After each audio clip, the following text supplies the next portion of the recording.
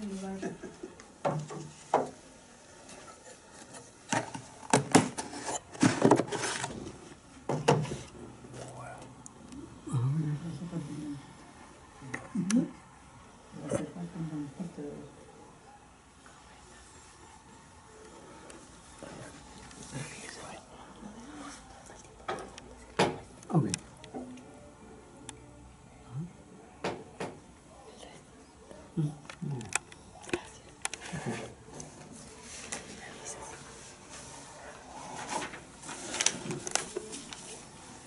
Perfecto, gracias, hermanita.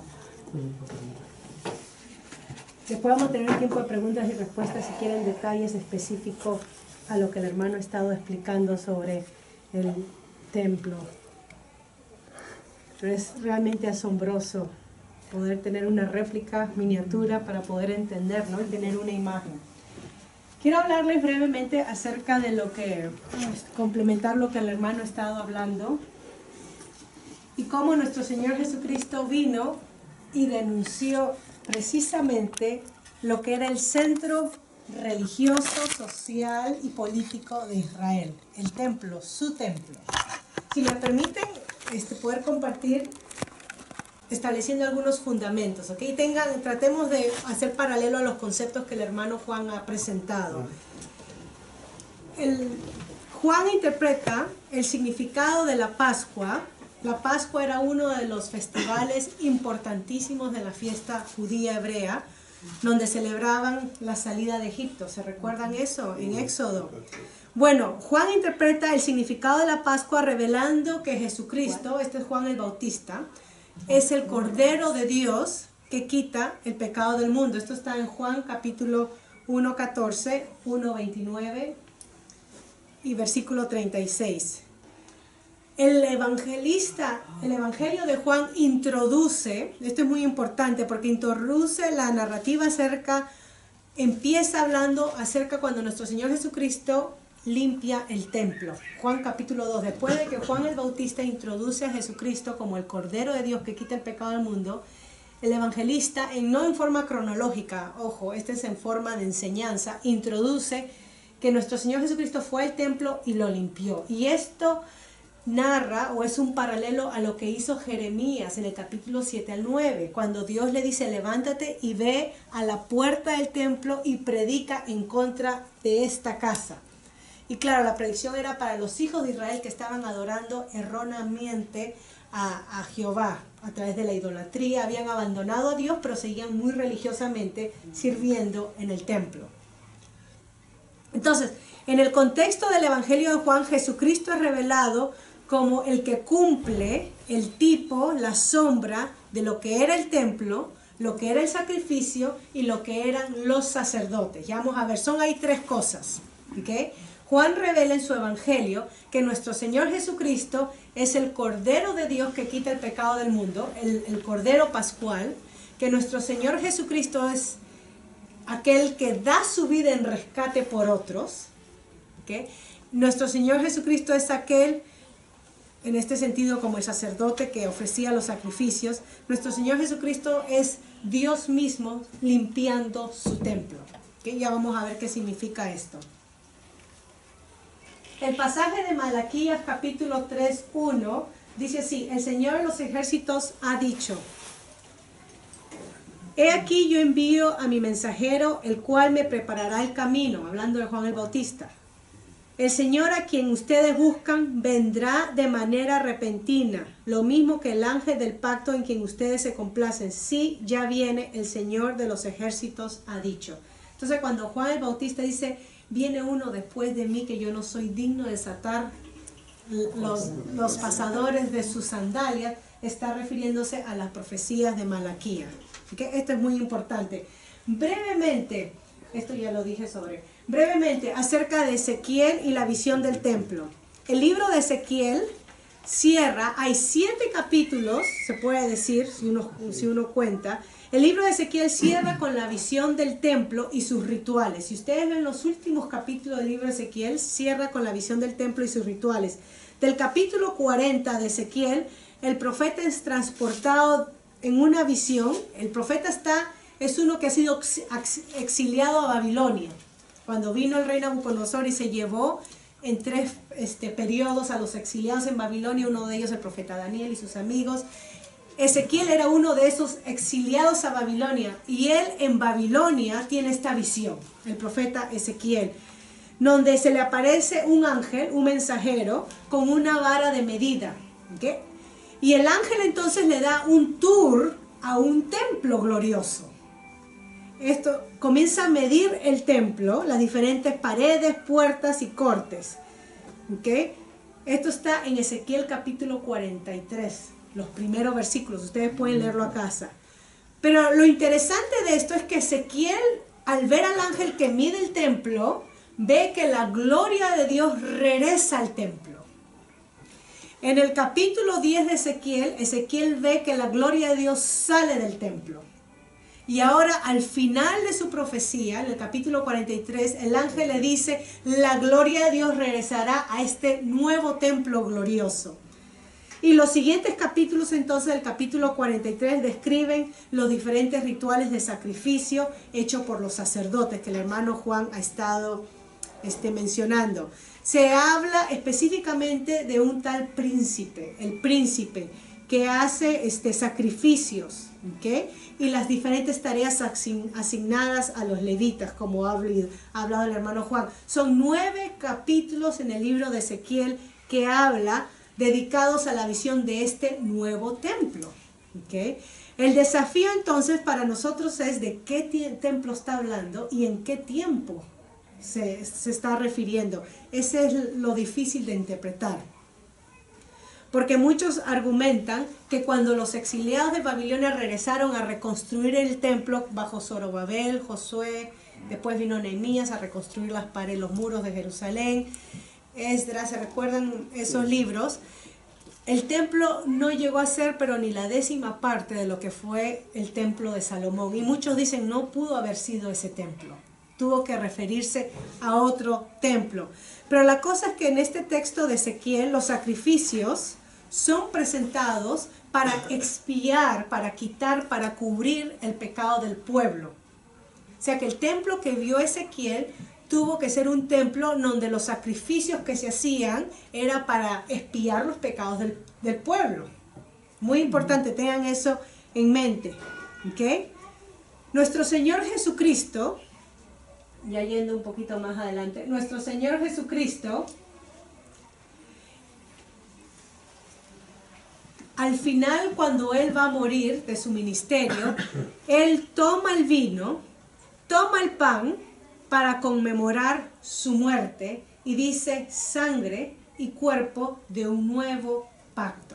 ¿Se recuerdan eso? Lo que nosotros conmemoramos. Dios no reemplazaría el sacrificio de Cristo con sacrificios de animales. Una vez que nuestro Señor Jesucristo se dio a sí mismo como el Cordero de Dios, como el sumo sacerdote que hace el sacrificio, una vez que Él hiciera ese acto de sacrificio una vez y para siempre, ya no tendría que regresar de nuevo el sistema de sacrificio de animales, porque Él lo completa. Así que la visión de Ezequiel tuvo que haber sido una visión de un templo no después de Jesucristo, pero antes. ¿Okay? Hasta ahí me están siguiendo.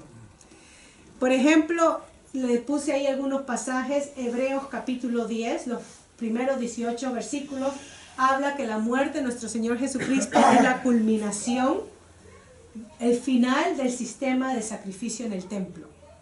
Un solo sacrificio para siempre. ¿Okay? La visión de Ezequiel entonces se aplica para el futuro. Si se aplicara la visión de Ezequiel para el futuro, como muchos dicen, ¿por qué tenemos de nuevo ofrendas de sacrificio de animales? No regresaríamos al pasado. ¿Okay? Ezequiel 45:17 lo dice ahí. Si me siguen, dice, pero al príncipe le corresponderá contribuir con el holocausto, el sacrificio y la libación de las fiestas solemnes, en las lunas nuevas, los días de reposo y en todas las fiestas del pueblo de Israel.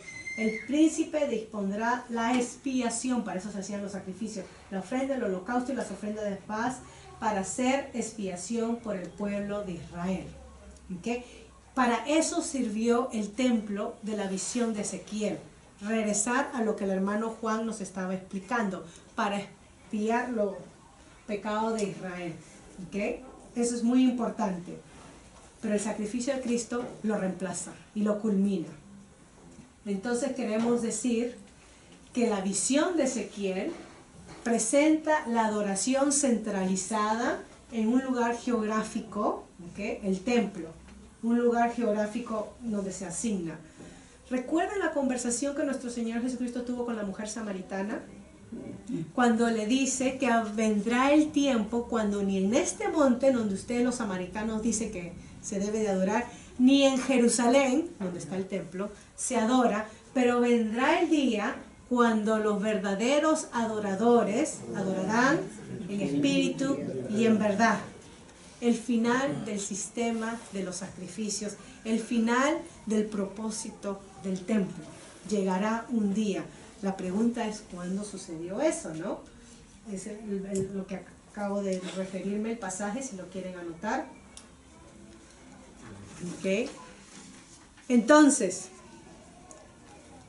en la visión de Ezequiel, los sacerdotes de la orden de Aarón y los levitas tomaron su lugar común de servicio, como lo explicó el hermano Juan.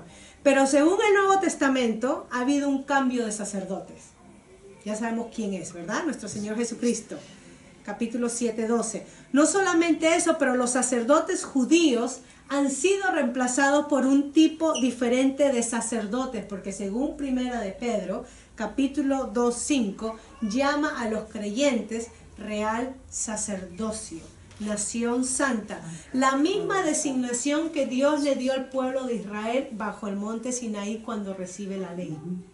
Éxodo capítulo 19, capítulo 20, Dios le dice a Moisés que su pueblo, el que acababa de salir de Egipto, de esclavos, era una nación santa, un pueblo de real sacerdocio.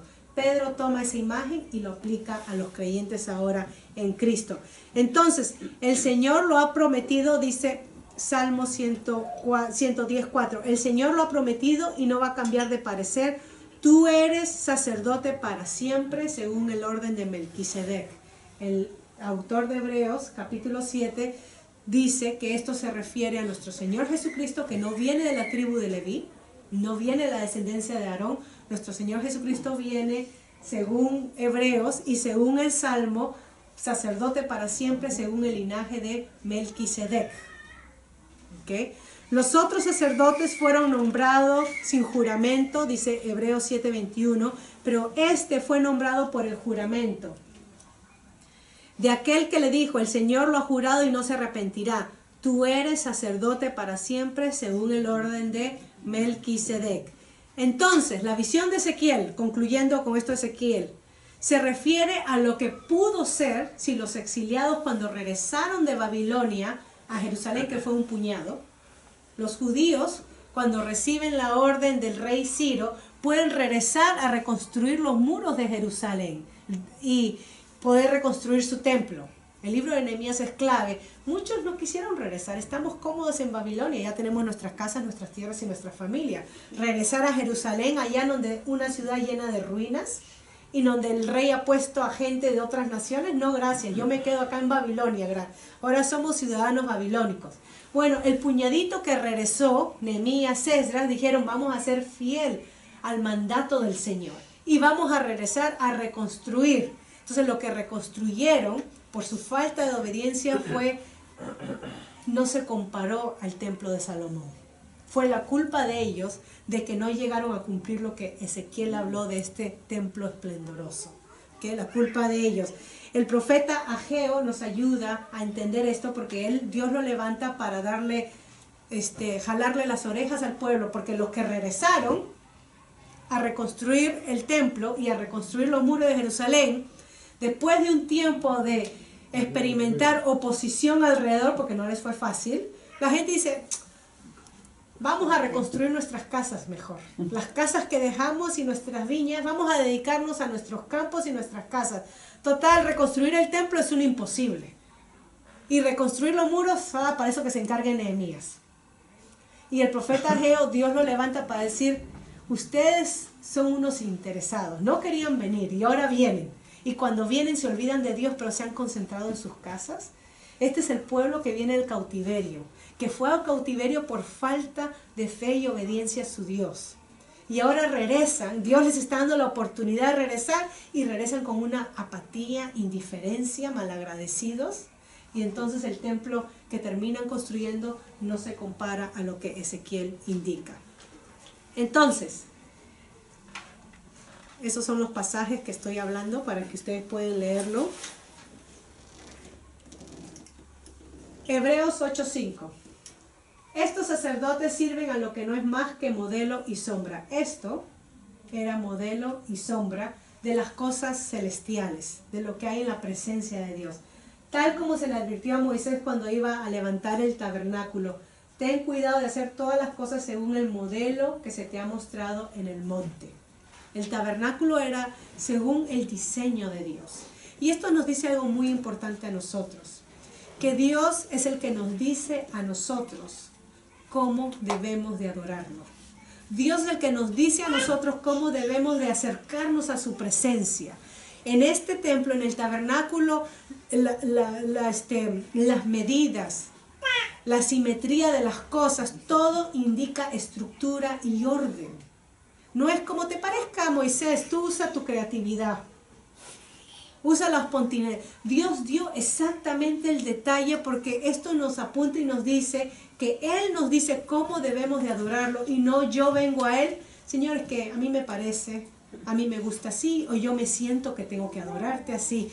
Hoy en día hemos hecho de Dios que nos sirva a nosotros. Lo que me plazca a mí, lo que me haga sentir a mí bien, lo que me halague el ego, así adoro a Dios. La experiencia religiosa que pueda tener, lo que me lleve a las nubes, si la música me lleva a las nubes, me exalta, me hace sentir bien, entonces a Dios le debe de agradar. Pero esto nos enseña acerca de las cosas espirituales, que Dios es el que designa cómo yo vengo a Él. ¿Okay? Y Dios es un Dios santo.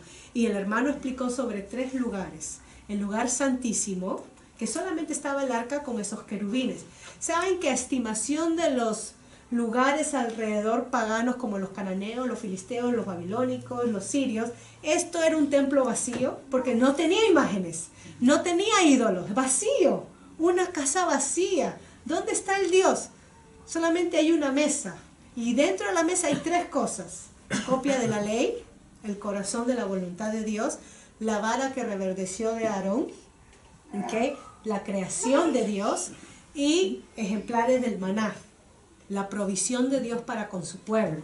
O sea que dentro de la mesa bueno, no sería mesa, sí.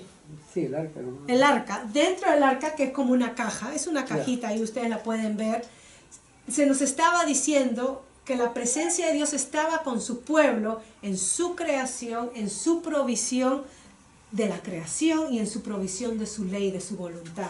Dios estaba proveyéndolas a su pueblo.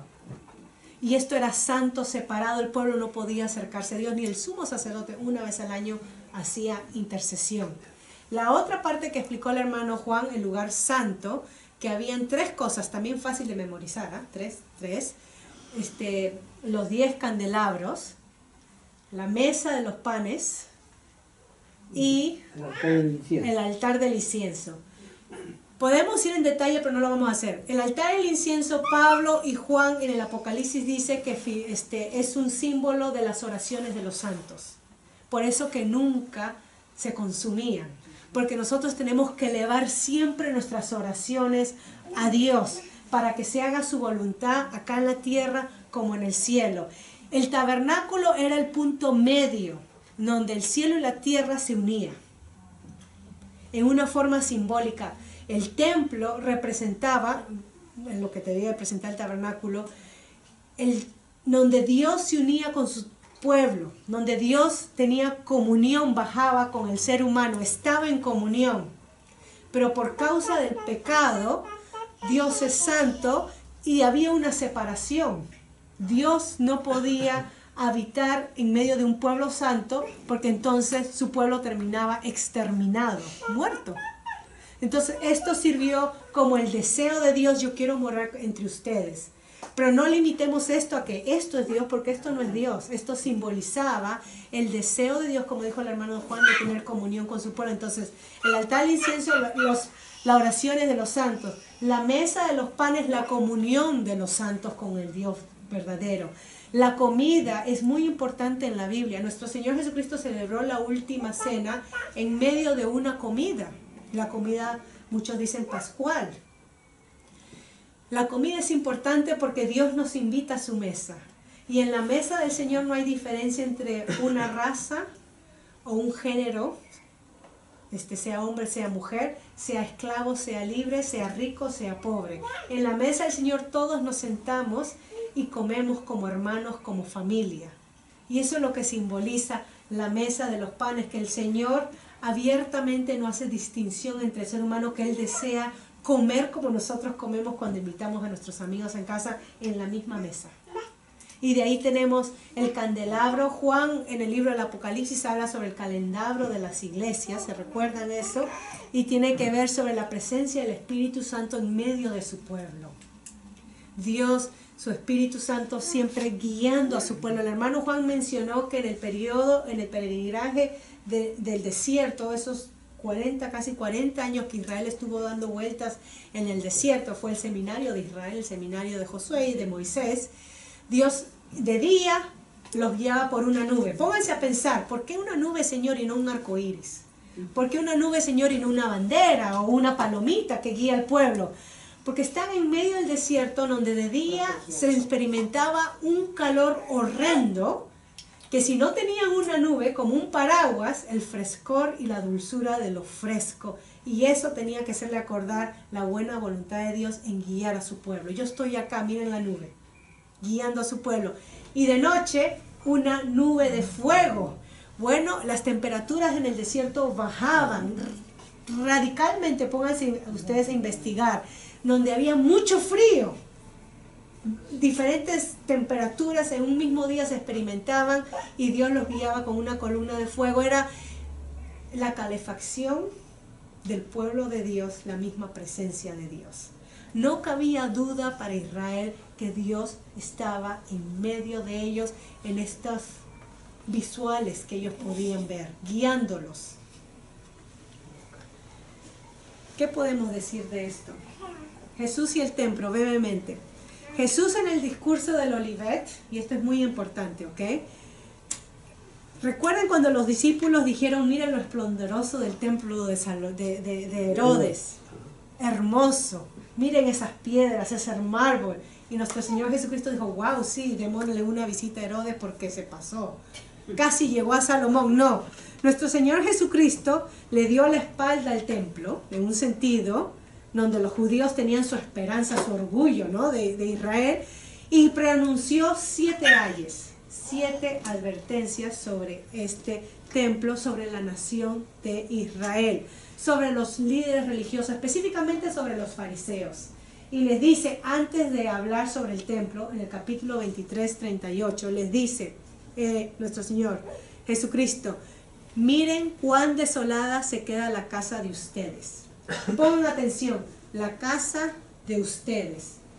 Pero cuando nuestro Señor Jesucristo volca y limpia el templo, Juan capítulo 2 y en Mateo 21, Jesucristo dice, no hagan de la casa de mi Padre casa de mercaderes. Vean la distinción.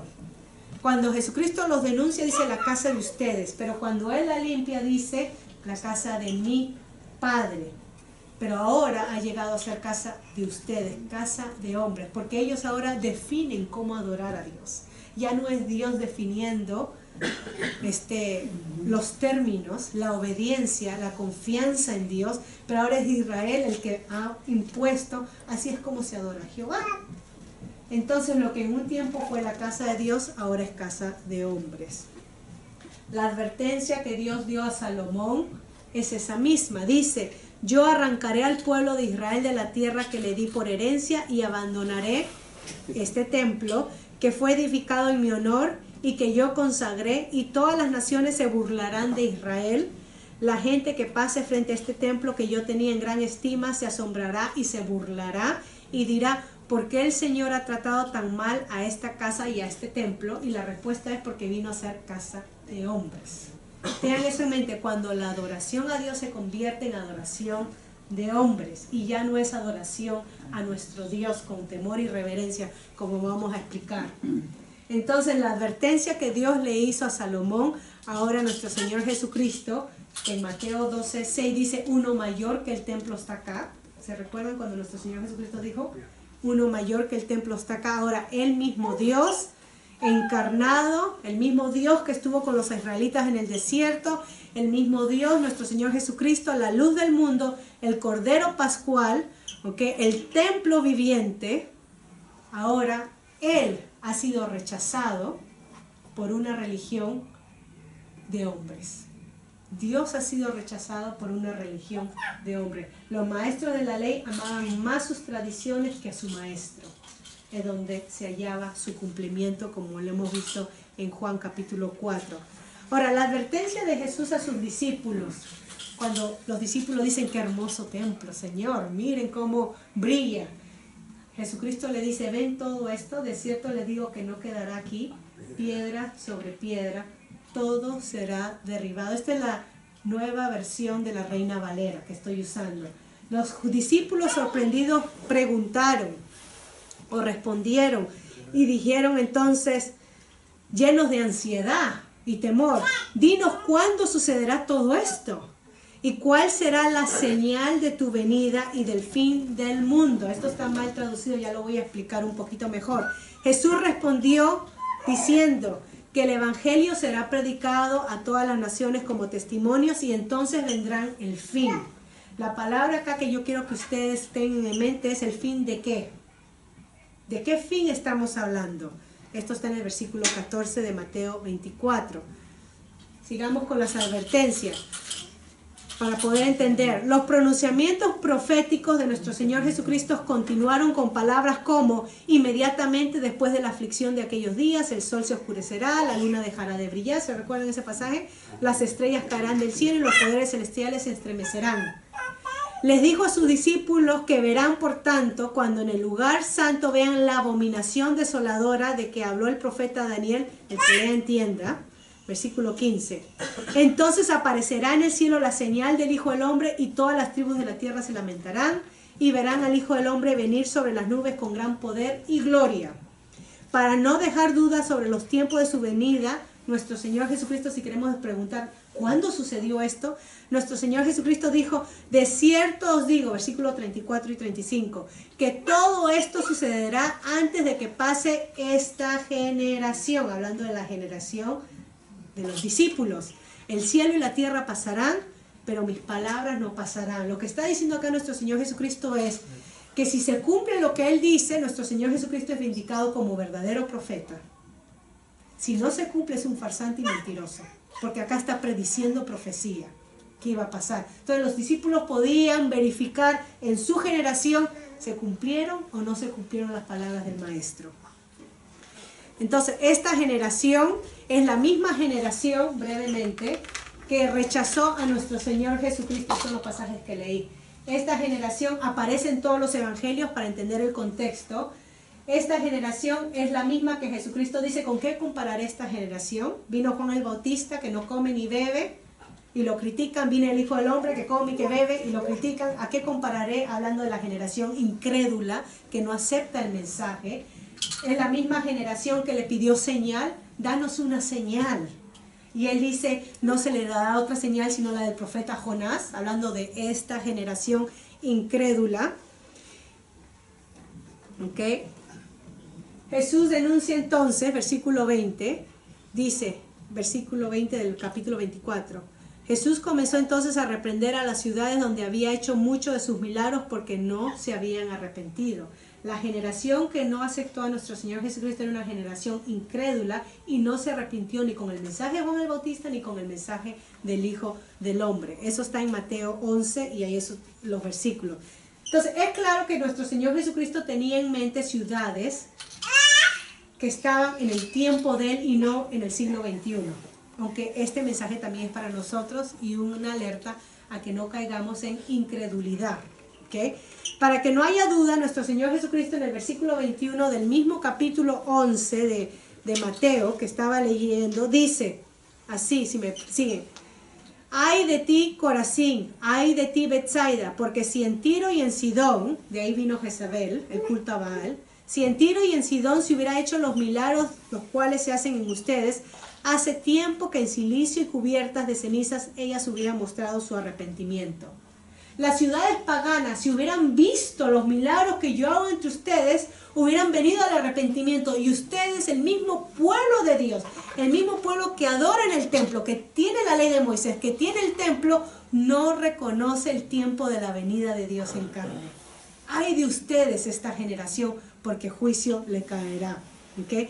Entonces, nuestro Señor Jesucristo está dando señales antes del juicio de Jerusalén.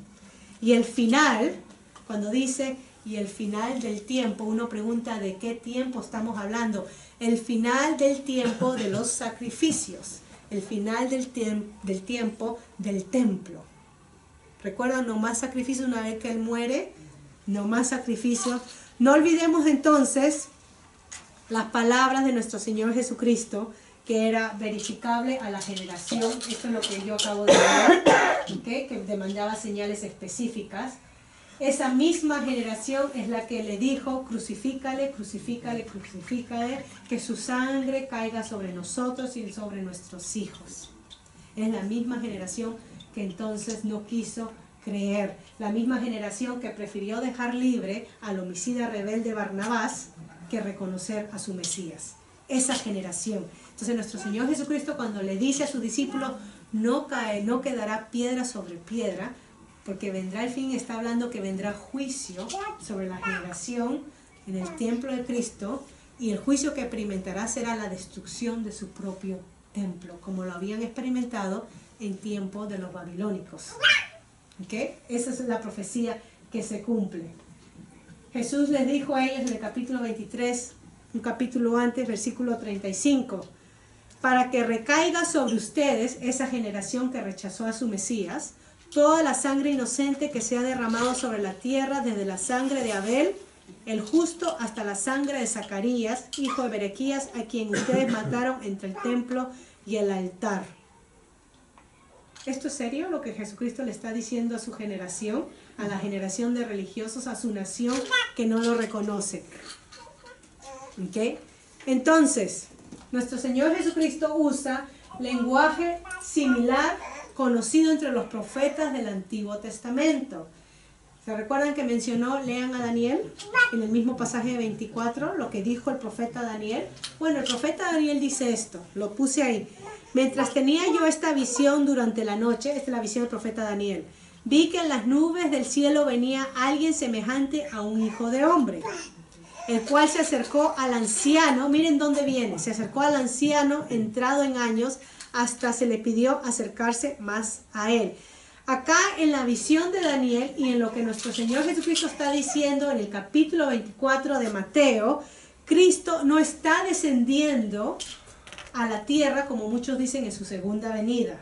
Lean bien, según Daniel, acá Jesucristo está ascendiendo al trono de Dios. No es que Cristo está descendiendo, Jesucristo está ascendiendo al trono de Dios en vindicación y exaltación. Cuando nuestro Señor Jesucristo resucita y está sobre la tierra esos 40 días y después asciende al trono de Dios, se sienta a la diestra del Padre como Hijo vindicado, Rey eterno, hasta que nuestro Señor ponga a sus enemigos a sus pies. Entonces, ¿qué es lo que está diciendo Jesucristo citando a Daniel en el pasaje de Mateo 24 sobre habla la destrucción del templo? Nuestro Señor Jesucristo está diciendo esto: cuando ustedes vean que ese templo sea destruido, que Jerusalén quede sitiada por los soldados, ustedes van a entender que yo soy Señor de señores, juez y Dios sentado a la diestra del Padre. Ustedes van a entender que yo soy el verdadero Dios. Eso será una señal. Profecía. Si se cumplió, podemos chequear la historia. Nuestro Señor Jesucristo es quien Él dijo que es, Dios eterno, soberano. Si no se cumplió, nosotros podemos chequear la historia. Nuestro Señor Jesucristo es un farsante. ¿Qué pasó? En el año 70 después de Cristo, Tito, el emperador romano, sitea Jerusalén y destruye el templo. Y la sangre que vierte en el templo ya no es la sangre que vertió Antíoco Epífanes, si quieren ver un poquito de la historia, el sirio ese que profanó el templo con la llegada, que puso un cerdo, sacrificó cerdos, y Judas Macabeo se levantó y peleó y hubo un tiempo de paz. La sangre que vertieron los romanos no era la sangre de cerdos, pero era la sangre de sus propios líderes religiosos vertidas sobre todo el templo. La destrucción del templo total. Entonces llegará el fin de estas cosas, el fin del templo, el fin del sistema de sacrificios. Nuestro Señor Jesucristo lo predijo, se cumplió, y eso es testimonio de que Él es Dios, que Él es Señor, que Él es Rey, que Él es Juez, y está sentada a la diestra de Dios Padre, como Juan lo dice en el capítulo 1 del Apocalipsis, en su visión. ¿Qué quiere decir esto para nosotros? Entonces voy adelantándome, ya el tiempo, final tiempo de los sacrificios. He ido rápido, ¿ok? Si quieren los pasajes, después se los doy. ¿Qué significa esto para nosotros? Las escrituras son las mismas que se interpreta así sola. Este es un principio de hermenéutica. Podemos ir a comentarios, nos confundimos, pero dejemos que la Biblia se interprete así solas. En el capítulo 21 de Apocalipsis leemos sobre nuevos cielos y nueva tierra.